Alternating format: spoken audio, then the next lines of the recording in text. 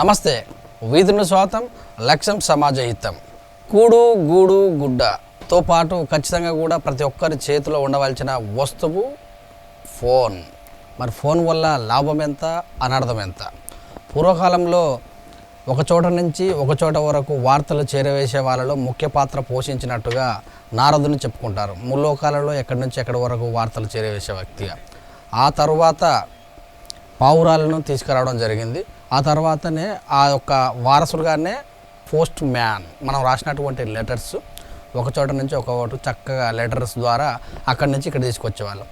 ఆ తర్వాత మరి ఏదైతే ఫోన్ వచ్చిందో ఫోన్ ద్వారానే మెసేజ్లు, వాట్సాప్లు, మరి ఇంకెన్నో ఇమెయిల్స్ ఇవన్నీ పంపుతూ ఉన్నాం. అసలు ఫోన్ ద్వారా వాడితే ఎంత లాభం, ఇంకా ఎక్కువ మితిమీరి వాడితే ఎంత నష్టం మనం చూస్తూ ఉంటాం డైలీ. ఈ రోజులల్లో చిన్నపిల్లలు అన్నం తినకపోయినా కూడా వాళ్ళకి ఫోన్ ఇస్తున్నాం, యూట్యూబ్లో ఆటలు.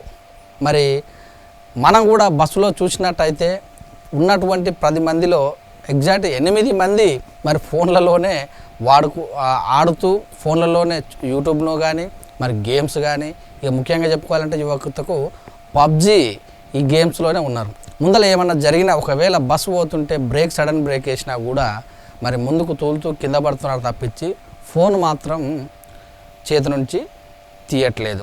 అలాగనే మనం చూసినట్టయితే రోడ్ల మీద వెళ్తున్నటువంటి వ్యక్తులు బండి నడుపుకుంటూ వెళ్తూ ఫోన్ మాట్లాడుతూ చెవులో పెట్టుకుంటూ హెడ్ను పక్కకు ఆలుస్తున్నారు తప్పించి బండి మాత్రం అలాగే వెళ్తున్నారు. కాలక్రమేపీ ఎవరన్నా సడన్గా దురదృష్టవశాత్తు ముందు నుంచి వస్తే యాక్సిడెంట్లు అవ్వడం కూడా చూస్తూనే ఉన్నాం. ఇకపోతే బస్సు నడిపినటువంటి బస్సు డ్రైవర్ అయితేనేమి, లారీ నడిపిన వాళ్ళు అయితేనేమి, వీళ్ళందరూ కూడా ఒక్క సెకండ్ కూడా మరి ఒక వచ్చినటువంటి ఫోన్ను ఖచ్చితంగా కూడా లిఫ్ట్ చేయడం జరుగుతుంది. లిఫ్ట్ చేసి మరి వాళ్ళ యొక్క చేసే ప్రయాణంలో జరగరాని అనర్థాలు జరిగి ఎంతోమంది కూడా ప్రాణాలు కోల్పోయిన సందర్భాలు కూడా ఉన్నాయి. మరి ప్రస్తుతం జరుగుతున్నటువంటి ఈ వ్యవహారం ఒక్క సెకండ్ ఆపి మరి ఒక 5 నిమిషాలు బండి కానీ వెహికల్ కానీ పక్కకెట్టి మాట్లాడినట్టయితే పెద్ద ప్రమాదం నుంచి కూడా తప్పించుకోవచ్చు. ఇకపోతే ఇప్పుడున్నటువంటి పరిస్థితులలో ఇంట్లో వాళ్ళు అందరూ ఉన్నా కూడా మరి నలుగురు ఫోన్లు పట్టుకొని ఎక్కడో ప్రపంచంలో దూరంగా ఉన్న వ్యక్తితోటి చాటింగ్స్ చేయగలుగుతున్నాం, కానీ ఇంట్లో ఉన్న వ్యక్తితోటి ఆప్యాయత మాట్లాడలేకపోతున్నాం. చిన్నపిల్లలు అయితేనేమి, మధ్య వయసు వాళ్ళు అయితేనేమి, యువత అయితేనేమి, వృద్ధులు అయితేనేమి, వాళ్ళ చిన్నపిల్లలు అయితేనేమో బొమ్మలు, యుక్త వయసు ఉన్న వాళ్ళైతే కామెడీ షోలు, మరి అంత తర్వాత అయితే సీరియల్ లాంటి విషయాలు, ఆ తర్వాత వృద్ధులు అయితే వాళ్ళకు సంబంధించినటువంటి విషయాలు యూట్యూబ్లో సెర్చ్ చేసి మరి చూస్తున్నారు తప్పించి ఈ విషయంలో ప్రతి ఒక్కరు కూడా పక్కన ఉన్న వాళ్ళతోటి మాట్లాడకపోవడం ఈ మధ్యకాలంలో మితిమీరిపోతుంది.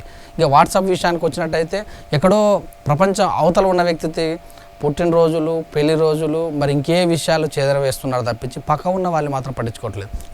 ఈ సాధనాల వల్ల మరి ఇమీడియట్గా ఎక్కడో జరిగిన ప్రమాదం కానీ ఎక్కడో జరిగినటువంటి విషయాలు మాత్రం ఇమీడియట్గా చేరవేయటం అనేది జరుగుతుంది. అది శుభపరిణామమే. కానీ మరి ఫోను ఎంత మనకు కావాల్సిన విధంగా వాడితే లాభం, మరి కావాల్సిన విధంగా వాడకపోతే చాలా నష్టం. వాటి వల్ల బ్రెయిన్ మీద ప్రెషర్ ఎక్కువ పడి మరి నిద్రలేమి కూడా అనుభవిస్తున్నారు. పడుకునేటప్పుడు కూడా ఫోను వదలకుండా బెడ్ మీదనే పెట్టుకోవడం వల్ల అందులో ఉన్నటువంటి రేడియేషన్ బ్రెయిన్స్ వచ్చి నిద్రలు తక్కువైన రాత్రులు కూడా ఉన్నాయి. ఇంక కొంతమంది చూసినట్టయితే రాత్రులు కూడా మరి ఇక జంటలు ఎవరైతే యుక్త వయసులో ఉన్న వాళ్ళు ఉంటారో చెవుకాడ ఫోన్ పెట్టుకొని రాత్రిలో నిద్రపోకుండా మాట్లాడినటువంటి సందర్భాలు కూడా ఉన్నాయి. ఇప్పుడు వచ్చినటువంటి అన్లిమిటెడ్ కాల్స్, అన్లిమిటెడ్ నెట్ వల్ల ఇక అసలు కళ్ళకు బ్రెయిన్కు నిర్విరానంగా ఎక్కడ కూడా ఒక 10 నిమిషాలు ఆపకుండా ఫోన్ వాడుతూనే ఉన్నారు. మరి ఇలా వాడటం వల్ల రేడియేషన్ పెరుగుతుంది, నిద్ర కూడా తక్కువ అవుతుంది. మనం చూసే ఉంటాం ఎన్నో సందర్భాలు కూడా అక్కడక్కడ ఈ ఫోన్ రేడియేషన్ పెరగడం వల్ల పిచ్చుకలు కూడా అంతరాయం కలిగిందని. మరి ఇంత వాడటం వల్ల జరిగేటటువంటి అనార్థాలు మనందరం చూస్తూనే ఉన్నాం. మరి 2+2, 3+3, 3x అనేటటువంటి చిన్న క్యాల్కులేషన్స్ కూడా మరి నోరు ద్వారా చెప్పకుండా బ్రెయిన్ పనిచేయకుండా టక్కున తీసి ఒక క్యాల్కులేటర్ కానీ కూడా ఉపయోగిస్తున్నారు. మరి ఇకపోతే ఎప్పుడు కూడా మరి కొంతమంది చూస్తూనే ఉంటాం, ఎప్పుడు కూడా వాళ్ళ యొక్క హెడ్సెట్ చెవులలో పెట్టుకొని పక్కన వెనక సైడ్ నుంచి వస్తున్నా కూడా హార్న్ ఎంత ఇస్తున్నా కూడా పట్టించుకోకుండా వాళ్ళ యొక్క పనిలో వాళ్ళు ఉంటూ యాక్సిడెంట్ కూడా అయినటువంటి సందర్భాలు చాలా ఉన్నాయి. మరి ఇకపోతే చిన్నపిల్లలను ఒకప్పుడు క్రికెట్ ప్లేయింగ్ కానీ ఇంక వేరే గేమ్స్ కానీ గ్రౌండ్లో ఆడేవాళ్ళు. ఇప్పుడు కేవలం ఫోన్లోనే ఆడుతున్నారు.